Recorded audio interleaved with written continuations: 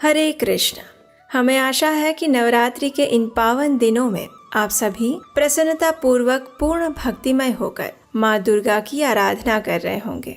अगर शुद्ध हृदय से नवरात्रि के इन दिनों में माँ दुर्गा की आराधना की जाए तो वे अवश्य प्रसन्न होती हैं और उनकी कृपा से मनुष्य के अंदर छिपे हुए काम, क्रोध, लोभ इत्यादि दानवों का भी नाश हो जाता है। व्यक्ति अपने श्रेष्ठ कर्तव्य की ओर अग्रसर हो सकता है और हमारा सबसे महत्वपूर्ण और श्रेष्ठ कर्तव्य है संपूर्ण रूप से शुद्ध होकर भगवान श्री कृष्ण की शुद्ध भक्तिमय सेवा करना। और माँ दुर्गा हमें इसी भक्ति के आशीर्वाद भी प्रदान करती हैं। तो चलिए माँ दुर्गा की आराधना करते हुए महिषासुर वध कथा श्रृंखला की अगली कड़ी में आगे बढ़ते हैं और सुनते हैं देवी सप्तशती पाठ से इस सुंदर कथा का। हमारी कथा श्रृंखला के पिछले अध्याय में आपने देखा कि महिषासुर की आज्ञा से महाबाहु बाष्कल और दुर्मुख नामक दैत्य गर्भ में चूर होकर सर्व प्रकार के अस्त्र और शस्त्र धारण करके माँ भगवती से युद्ध करने के लिए निकल पड़े थे। भगवती के पास आकर वे कहने लगे, हे सुंदरी, हमारे राजा महिषासुर ने देवों को जीत लिया है, इसलिए तुम हमारे राजा के साथ विवाह कर लो और सभी सुखों का आनंद लो। त्रिलोक का वैभव तुम्हारी इच्छा अनुसार तुम भोग पाओगी। और ये सुनते ही देवी क्रोधित स्वर में बोली, हे दुष्ट, तू नीच वृत्ति का है और तेरा राजा भी नीच कुल का है। वो मानता है कि मैं मोह से मुक्त हो जाऊंगी। क्या वो मुझे मंद बुद्धि समझता है? वो जो भी समझता है, ऐसी मैं सामान्य स्त्री नहीं हूँ। ये जान ले और समझ ले कि मैं उससे विवाह नहीं करने वाली। कुलवान स्त्री कुलशील और गुणों से युक्त, रूप, चातुर्य, बुद्धि, कौशल्य आदि गुणों से अपने से अधिक हो, ऐसे पुरुष को ही स्वीकार करती है। कोई भी स्त्री तेरे राजा को अपने पति रूप में स्वीकार ही नहीं करेगी, क्योंकि वो तो पशु है, पशुता से सभर है। अतः मेरा कहा मान ले और उसे जाकर कह दे चुपचाप यहाँ से पाताल में चला जाए और युद्ध की इच्छा है तो मेरे सामने आ जाए। मैं तैयार हूँ।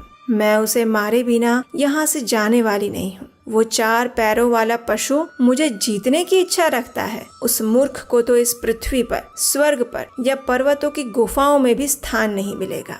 देवी की ऐसी वाणी सुनकर दोनों दैत्य क्रोध की अग्नि में जलने लगे। धनुष उठाकर वे देवी के सामने आ गए। भगवती जगदम्बा ने भी उनके सामने गर्जना शुरू कर दी। आगे बढ़े हुए बाष्कल से युद्ध करते हुए माँ जगदम्बा ने बाष्कल का धनुष अपनी गदा और त्रिशूल से तोड़ दिया। गर्जना करती हुई माँ ने बाष्कल को एक ही प्रहार में मार दिया और ये देखकर आकाश से सभी देवता जय जयकार करने लगे और पुष्प वर्षा करने लगे। दुर्मुख आंखों में क्रोध भरकर प्रेक्षक बना रहा और बोला, अरे अबला, रुक रुक जा जरा।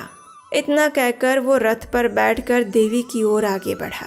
देवी ने उसे देखा और धनुष खींचा। दोनों के बीच घमासान युद्ध शुरू हुआ। रणभूमि में लहू की नदियां बहने लगी और देवी दैत्यों के मस्तकों को काटती हुई आगे बढ़ने लगी। ये देखकर दुर्मुख बोला, अरे ओ चंडी, तू यहाँ से चली जा, नहीं तो मैं तुम्हारा नाश कर दूंगा। तू मुझे जानती नहीं है।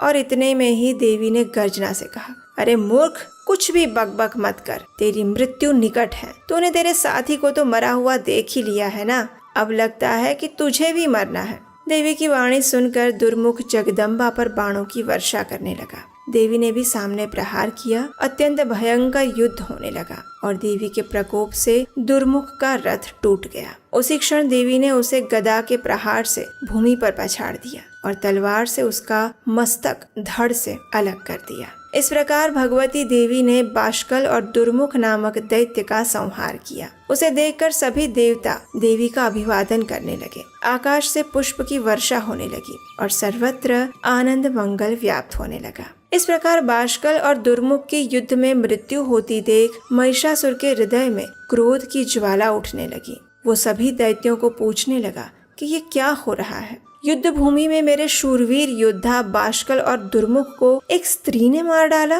ये क्या हो गया।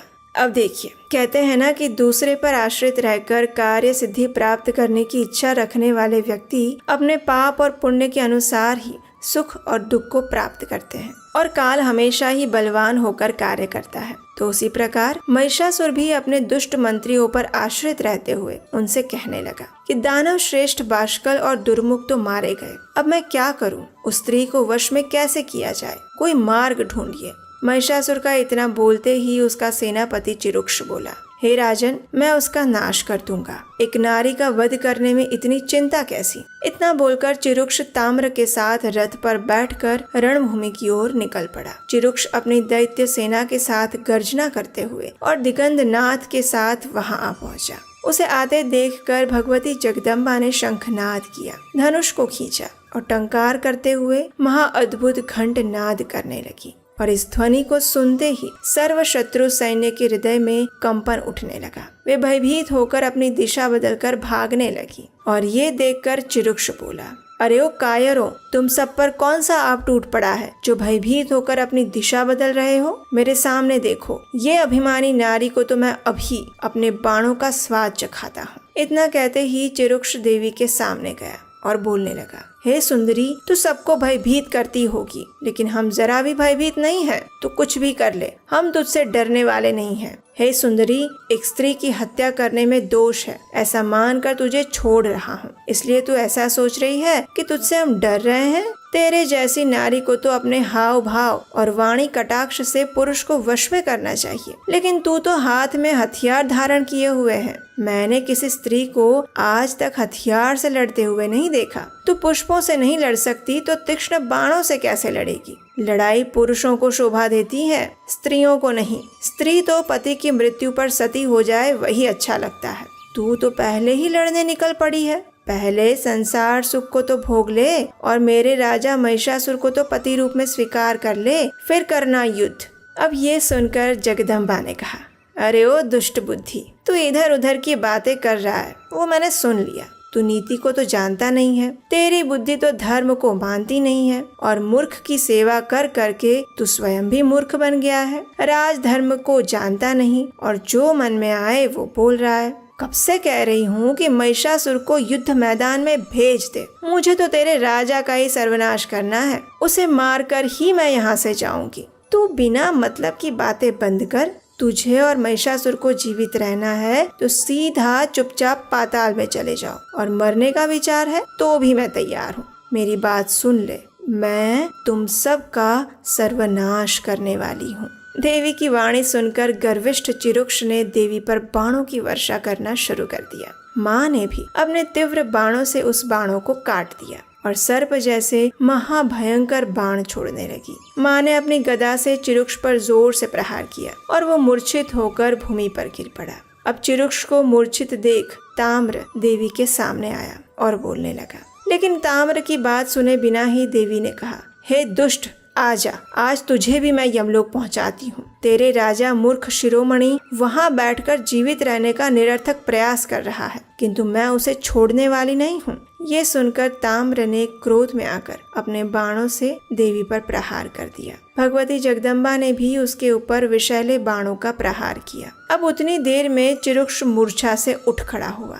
और माँ भगवती पर बाणों का प्रहार करने लगा। महामाया भी एक साथ दोनों से युद्ध करने लगी और एक ही पल में देवी ने ताम्र का मस्तक काट दिया और चिरुक्ष के कंठ पर तलवार से प्रहार कर उसे भी स्वधाम पहुंचा दिया। ये देखकर दैत्य सेना रणभूमि छोड़कर भागने लगी। देवता आनंदित हो गए और ऋषिगण, देवता, गंधर्व, बेताल, सिद्धगण सभी देवी अम्बा का जय जयकार करने लगे। अब ताम्र और चिरुक्ष जैसे महादैत्यों का नाश होते देख महिषासुर के हृदय में हलचल शुरू हो गई और अब क्रोध की अग्नि में जलते हुए उसने देवी के सामने लड़ने के लिए असीलोमा और बिडाल नामक 2 दैत्यों को महासैन्य के साथ भेजा। देवी ने उनको भी आते हुए देखा और देवी के सामने आकर असीलोमा आडंबर रचाते हुए, विनय दिखाते हुए, नम्र और शांत मन से हंसते हंसते देवी से कहने लगा, हे देवी, सच बताओ, आप यहाँ क्यों आई हो? क्यों दैत्यों का सर्वनाश कर रही हो? मैं यहाँ तुम्हारे साथ बातचीत करने ही आया हूँ। तुम्हें जो चाहिए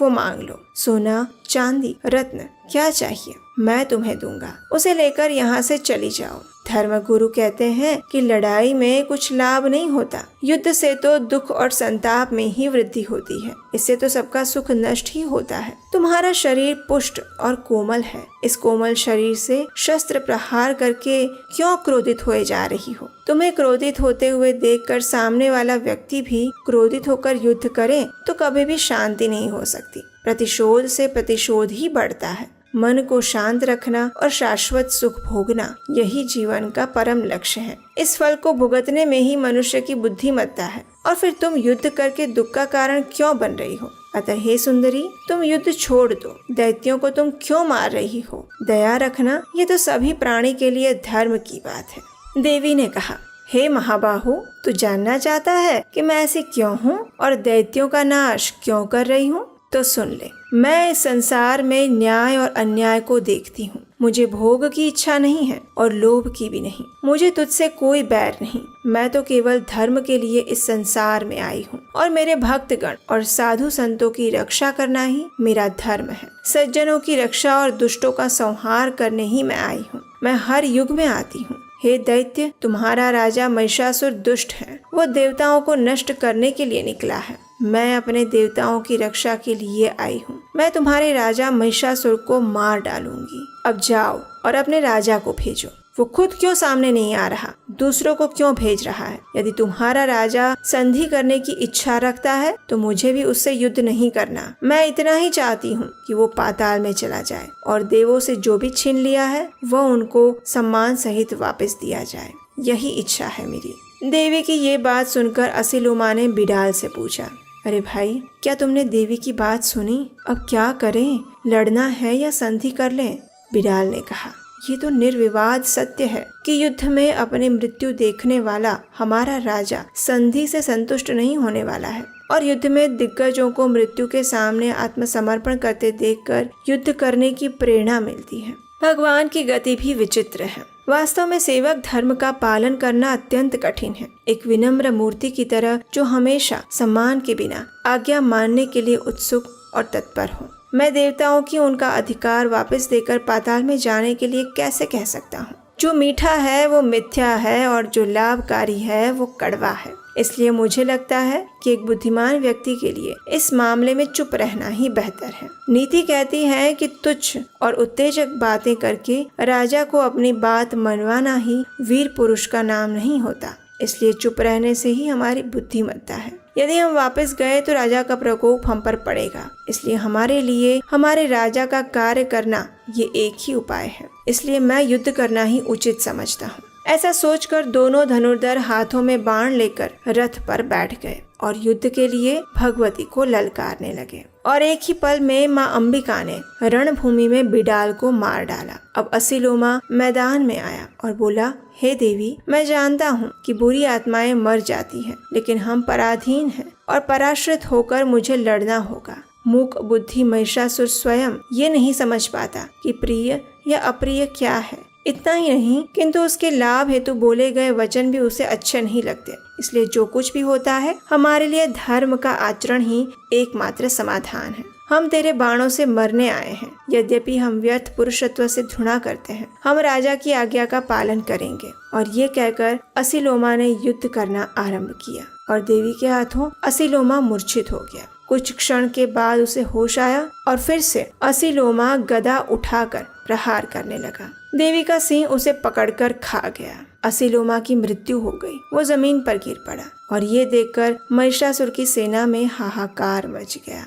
देवता देवी की स्तुति गाने लगे और किन्नर देवी के गुणगान करने लगे। अब कुछ सैनिक भागते हुए दुखी होकर महिषासुर के पास गए और असीलोमा तथा बिडाल के मारे जाने की बात कहने लगे। ये सुनकर महिषासुर का हृदय भंग हो गया। सैनिकों की बात सुनकर महिषासुर क्रोधित हो गया और सारथी से कहने लगा, सारथी, रथ तैयार करो। सारथी ने रथ तैयार किया और वहां उपस्थित होकर कहने लगा, हे राजन, मैं द्वार पर खड़ा हूँ और साथ ही सभी प्रकार के युद्ध अस्त्र शस्त्रों को भी ले लिए हैं। महिषासुर ने रथ को आते देखा और अपने शरीर पर कवच पहनकर रथ में बैठ गया और रथ चलने लगा। उसने मन में सोचा कि मुझे इस स्वरूप में देखकर देवी का मन विचलित हो जाएगा, इसलिए मैं अपना स्वरूप बदलकर और चतुराई से उसके पास जाने का प्रयास करता हूँ। वो मुझे देखते ही मेरी ओर आकर्षित हो जाए तो मेरा मन प्रसन्न हो जाएगा। मेरे महिष स्वरूप को देखकर भी मुझे कोई पसंद नहीं करता, अतः मैं ये रूप बदल लेता हूँ। महिषासुर आभूषणों से सुसज्जित एक सुंदर युवक में बदल गया और कामदेव के समान सुंदर मुख के साथ देवी के सामने आ गया।